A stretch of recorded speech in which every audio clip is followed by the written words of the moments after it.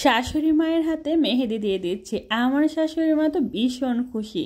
বৃষ্টির মধ্যে ভিজে ভিজে আপনাদের জন্য ভিডিও করতেছি, সেই সাথে আমার ননদ ডালের বড়া বানাবে। হ্যালো এভরিওয়ান, আসসালামু আলাইকুম। অনেক দিন পর শ্বশুরবাড়িতে আসলাম। আসার সাথে সাথে শাশুড়ি মাকে বললাম যে চ্যাপার তরকারি রান্না করেন, কারণ গরু মাংস খেতে খেতে একদমই বোরিং।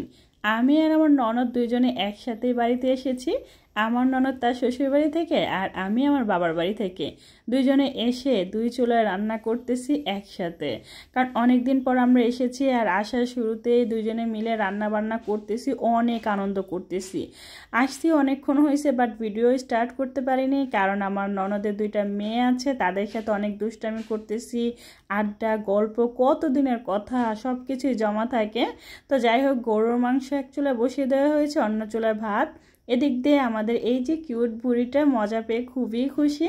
তো আমাকে দেখাচ্ছে আর বলতেছে, আম্মা আমাকে ভিডিও করো না। তো ওকে আমি একটু ভিডিও করতেছি। তো খুবই নাচানাচি করতেছিল আর অন্যদিক দিয়ে রান্নাও করতেছি আমি আর আমার ননদ দুইজনে মিলে। অনেক বেশি ভালো লাগতেছে। আসলে বাড়িতে মানুষ না থাকলে একদমই ভালো লাগে না। আর আমার ননদের দুইটা মেয়ে, ওরা মানে পুরো বাড়ি মাথায় তুলে থাকে। মাত্র এই দুইটা বাচ্চা থাকলে পুরো বাড়ি জমজমাট থাকে। অন্য দিক দিয়ে আমরা রান্না করতেছি, সেটাও একটু একটু করে শ্যুট করতেছি।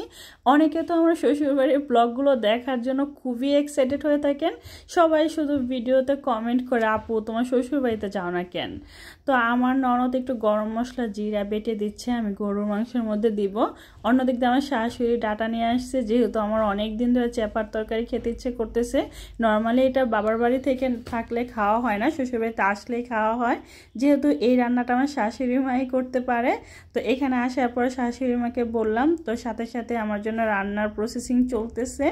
অন্যদিক দিয়ে কাঁঠালের বিচি দিয়ে ডাটা দিয়ে তারপরে চ্যাপার তরকারি রান্না করা হবে। তো ওইগুলো কাটাকাটি চলতেছে, সবাই মিলে হাতে হাত লাগিয়ে কাজ করার একটা মজাই অন্যরকম, তাই না? তো আমার কাছে না গ্রামের এই পরিবেশ, মানে এইভাবে কাজ করার খুবই ভালো লাগে। আর একটা কথা, আপনারা কিন্তু হাঁড়ি পাতিল তারপরে এই যে পরিবেশ পরিচ্ছন্নতা এগুলো নিয়ে কিন্তু কমেন্ট করবেন না, ঠিক আছে? গ্রামের বাড়িতে না একটু এরকমই থাকে। যাই হোক, এগুলো কাটাকাটি শেষ, এখন আমি এগুলো খুব ভালোভাবে ধুয়ে ক্লিন করে নিচ্ছি। চ্যাপার তরকারি দিয়ে খাবো, কারণ গরুর মাংস খেতে খেতে একদমই বোরিং হয়ে গিয়েছি। তো আমার শাশুড়ি মা মশলাপাতি সব কিছু সুন্দর করে তুলে দিচ্ছে। তো এটা চুলায় বসিয়ে দিয়ে রান্না অলরেডি চুলায় বসানো হয়ে গিয়েছে, দেখতেই পাচ্ছেন। তো এদিক দিয়ে আবার যে চ্যাপার তরকারির জন্য চ্যাপা শুটকি, তারপর হচ্ছে কাঁচামরিচ রসুন এগুলো নিয়ে নিয়েছে। এগুলো না থেতো করে তারপর এই তরকারিটার মধ্যে দেয়। অনেক সময় কিন্তু আপনাদের সাথে এই রেসিপিটা শেয়ার করছি, আজকে হয়তো আর প্রপারলি শেয়ার করা হবে না। গরুর মাংস আর ওই হচ্ছে চ্যাপার তরকারি, মানে সব কিছু রান্নাবান্না চলতেছে। তো এদিক দিয়ে যেটা হচ্ছে, আমার ননদ ওই যে গরুর মাংস কিছু চর্বি থাকে না, ওইগুলো দিয়ে ডাল চাল মিলিয়ে কীভাবে যেন একটা বড়া বানায়, ওইটা বানাবে। আর এই তো বুড়ি, কিউট একটা বুড়ি, খুবই দুষ্টামি। কিছুক্ষণ আগেও কিন্তু আকাশটা কত পরিষ্কার ছিল, আর এরই মধ্যে বৃষ্টি শুরু হয়ে গিয়েছে। আর এই বৃষ্টির মধ্যে ডালের বড়া আমার ননদ পারতেছে, আর আমি বৃষ্টির মধ্যে ভিজে ভিজে আপনাদের জন্য ভিডিও করতেছি। দেখেন, একটুখানি বৃষ্টির জন্য পুরোটা উঠান একদম ভিজে টইটুম্বুর, আর আমরা দুজন মিলে ভীষণ দুষ্টামি করতেছি।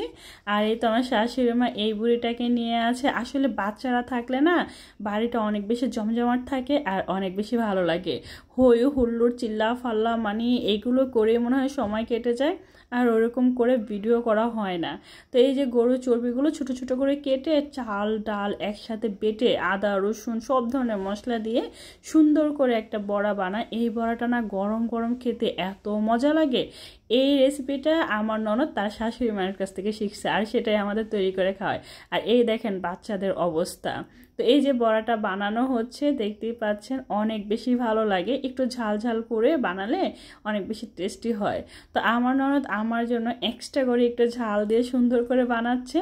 আসলে আমার ননদটা না অনেক ভালো, অনেক ভালো, আমাকে খুবই ভালোবাসে। তো এই যে আমার ননদের মেয়েকে আমি ভাত খাইয়ে দিচ্ছি, আর ফাইনালি আমাদের রান্না বান্নার ডান। দেখতেই পাচ্ছেন, ডাল গরুর মাংস চ্যাপার তরকারি আর ওই যে বড়া, সেই সাথে ভাত, মানে এরকম একটা অবস্থা। তো এখন যেটা করব, আমরা সবাই মিলে একসাথে বসে খাবো। গ্রামের বাড়িতে উঠানে বা বারান্দায় বসে ভেবে খেতেই ভালো লাগে। রাতের বেলা আমার ননদের মেয়ে আমার হাতের মেহেদি দেখে পাগল হয়ে গেছে, ও নাকি মেহেদি দিবে, তো ওকে আমি একটু মেহেদি দিয়ে দিচ্ছি। আর ছোট মানুষ না, মুখে যা বলে কিন্তু এত ধৈর্য নিয়ে বসে থাকতে পারে না, খুবই লড়াচড়া করতেছিল। তো যাই হোক, ওর কোনো রকম শুধু একটু দিয়ে দিচ্ছি। এটা দেখে আবার আমার শাশুড়ি মা দেখি সুন্দর করে তাকিয়ে আছে, বাট বলতেছে না। তো আমি বললাম, মা আসেন আপনাকেও মেহেদি দিয়ে দিই। বলার সাথে সাথে চলে আসছে। আসলে মেহেদি দিতে সবাই পছন্দ করে। তো ফাইনালি আমার শাশুড়ি মায়ের হাতে মেহেদি দিয়ে দিলাম।